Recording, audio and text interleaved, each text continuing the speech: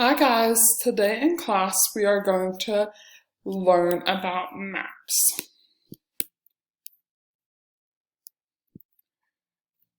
Today our content and objective is that the teacher will show students a map of America, and students will be able to recognize and interpret the features of a title, symbol, and legend, as well as recognize states.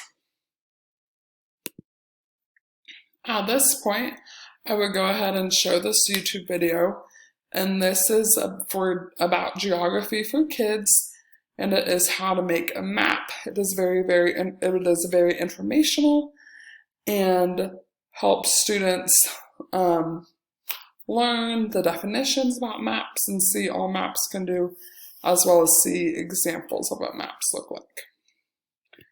After this introductory video is played, we'll go ahead and move on to this map of the United States of America. I will introduce this as the map of America.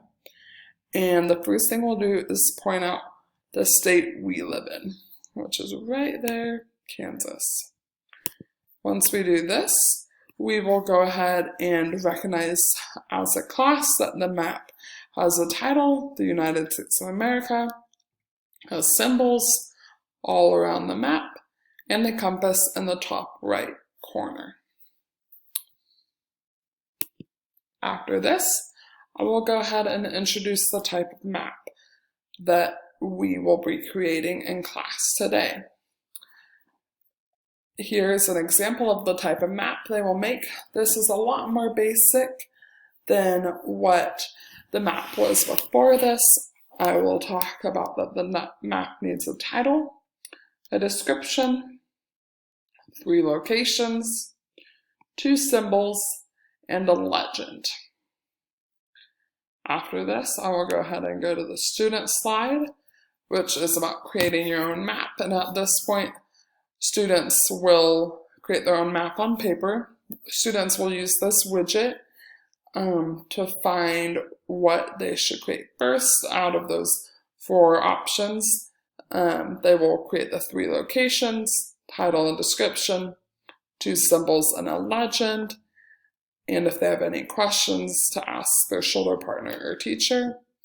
And at this point for the teacher, they will have this that says what the maps need, and they will be walking around and assessing and helping the students.